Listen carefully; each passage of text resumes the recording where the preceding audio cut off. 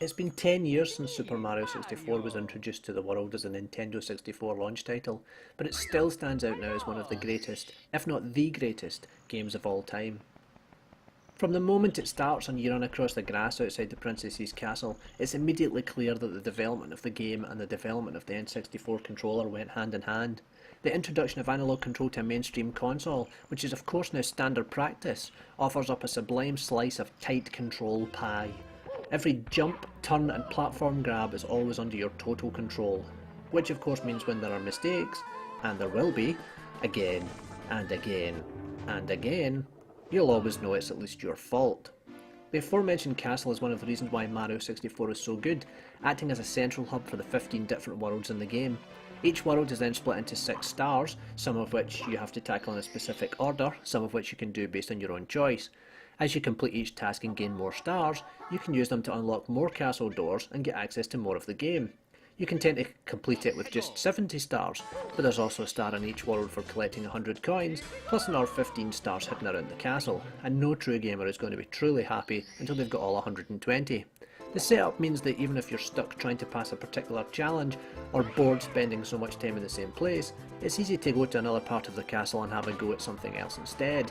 The open-ended effect means that you get a good variety, and it stops it all from feeling too linear and forced.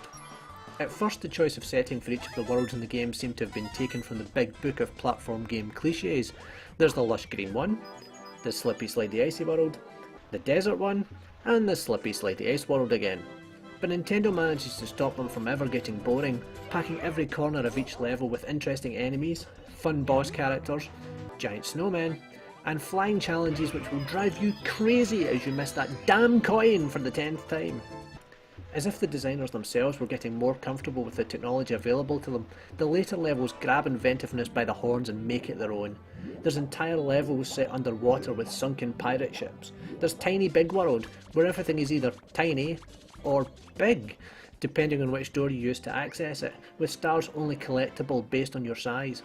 Or Tick-Tock Clock, where the speed of time, including stopping it altogether, can be changed depending on when you enter the level, with its subtle lighting and punishing layout. And then of course there's the Bowser levels, like giant games of Mousetrap floating in space, with Terminator-inspired background music and lots of opportunities to fall if you put a foot wrong. Get to the end however, and the pleasure of swinging Bowser around by the tail is a classic gaming moment. The passage of time has been generally good to the game, although the camera is perhaps more irritating than you might remember. The rather basic architecture of everything is clear to see, as are the low resolution textures and lighting, but nonetheless Mario 64's graphics still hold a certain charm. The bright colourful world presented here is something that's uniquely Mario, even more so perhaps than the GameCube follow-up Mario Sunshine. Combined with music that will get stuck in your head hours after playing, 10 years has done nothing to dampen the spirit of the game, even when you consider the whole game probably has less polygons in an entire scene than the typical head of a character in an Xbox 360 title. What deserves proper credit though is remembering that before Super Mario 64, free-roaming 3D platformers weren't really done. Nintendo managed to release a new console with a launch title that not only eclipsed every potential competitor, but did it in a genre that barely existed. The concepts introduced in Mario 64 have been the staples of every 3D platformer since, and the analog control is now ubiquitous across all consoles, just like the rumble technology introduced by Nintendo a couple of years later. Developers who saw Super Mario 64 at E3 that year went back to their development studios and scrapped whole titles, such was the effect it had. Before this, the last proper Mario title had been Super Mario World on the Super Nintendo, and if you compare the two, this truly was the next generation, the last great leap in console technology.